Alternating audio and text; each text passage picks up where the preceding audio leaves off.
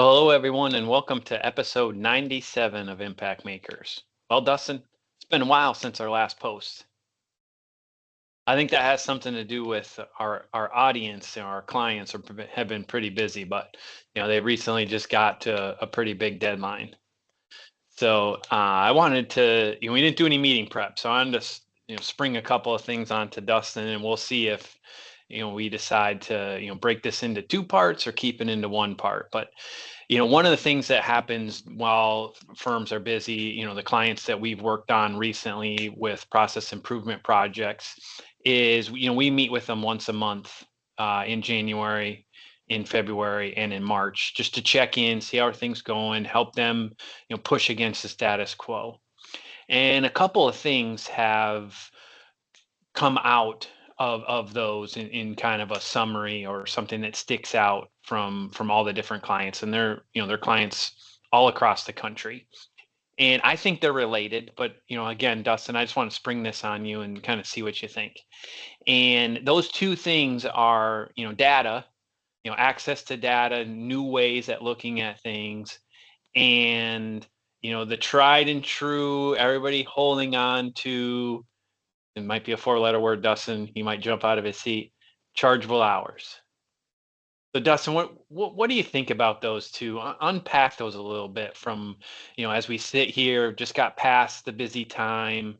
How should firms, be looking at data and, I'll just spoiler alert, get away from chargeable hours. It's not the be all end all, but firms are still tracking it, and we think it's getting in the way. Yep. So I'm going to peel back a little bit at a time here, but first things first, they are related, but let's start down the data path. I'll just be blunt. I'm surprised in April of the year 2025 that many CPA firms are still struggling to get access to good data to look at their performance metrics. I mean, it blows my mind that here we are, right? And I'm not just talking small firms. We're talking large firms, yep. Largest of the large national firms, all the way down to mid-sized firms as well. And so that is something I think as a profession we do need to circle the wagons a bit and understand that we need to get more serious about tracking what we do, how we run our business, how we run our operations in a better way to provide more visibility and transparency. Our clients have heard me till they're blue in the face say transparency and visibility, right? But there's still a big gap there. Some firms are starting to get there. Some firms are starting to do well. So I don't want to, it's not a broad brush I'm trying to paint here, right? But there's still a ton of work to be done. And until firms get serious about, hey, we need to start looking at performance metrics in a different way beyond just what we've always done, which is it's easy to track charge hours because everyone has to enter on a daily basis what their billable hours were and code it and all that. We've got to get beyond that. Otherwise, it just feels like we're in this vortex of incompetence when it comes to managing operations. Just to be blunt, like I said, and then we're not necessarily advocating getting, just right away, just getting rid of timesheets and all of that. What we are saying, and I want to be clear on this, is that we need to start emphasizing other metrics like client-focused metrics, output-based metrics, etc., and go beyond just our own effort-based metrics, which is charge hours.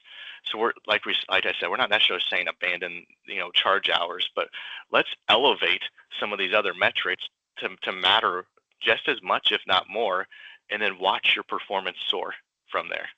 Yep. And I want to clarify the chargeable hour thing, and you kind of alluded to it. Other metrics need to be at the same level or higher than chargeable hours.